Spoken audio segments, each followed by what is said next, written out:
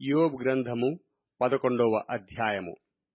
అప్పుడు నయమాతీయుడైన జోఫరు ఈలాగున ప్రత్యుత్తరమిచ్చెను. ప్రవాహముగా బయలువెళ్ళు మాటలకు ప్రత్యుత్తరము చెప్పవలెను గదా. వదరబోతు వ్యాజ్యము న్యాయమని ఎంచదగునా. నీ ప్రగల్భములను విని మనుష్యులు మౌనముగా నుండవలెనా. ఎవడును నిన్ను అపహాసించకుండనే నీవు హాస్యము చేయుదువా. నా ఉపదేశము నిర్దోషమనియు దేవా, నీ దృష్టికి నేను పవిత్రుడననియు నీవనుచున్నావే. దేవుడు నీతో మాటలాడిన మేలు, ఆయనే నీతో వాదించిన మేలు, ఆయనే జ్ఞాన రహస్యములు నీకు తెలియజేసిన మేలు. అప్పుడు జ్ఞానము నీ యోచనకు మించినదని నీవు తెలిసికొందువు. నీ దోషములో అధిక భాగము దేవుడు మరిచిపోయి యున్నాడని తెలిసికొనుము. దేవుని గూఢాంశములను నీవు తెలిసికొనగలవా.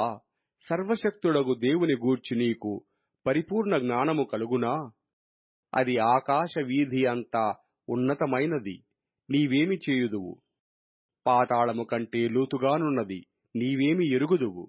దాని పరిమాణము భూమి కంటే అధికమైనది, దాని వెడల్పు సముద్రము కంటే అధికమైనది.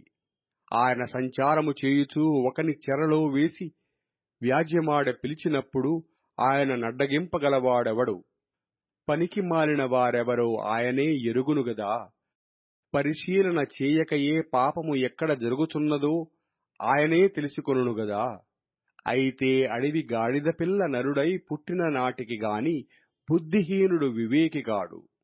నీవు నీ మనస్సును తిన్నగా నిలిపిన ఎడల, నీ చేతులు ఆయన వైపు చాపిన ఎడల, పాపము నీ చేతిలో నుండుట చూచి నీవు దాని విడిచిన ఎడల, నీ గుడారములలో నుండి దుర్మార్గతను నీవు కొట్టివేసిన ఎడల, నిశ్చయముగా నిర్దోషివై నీవు సంతోషించెదవు.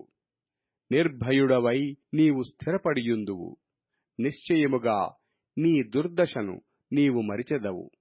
దాటిపోయిన పారు నీటిని జ్ఞాపకము చేసుకొనున్నట్లు నీవు దానిని జ్ఞాపకము చేసుకొనెదవు.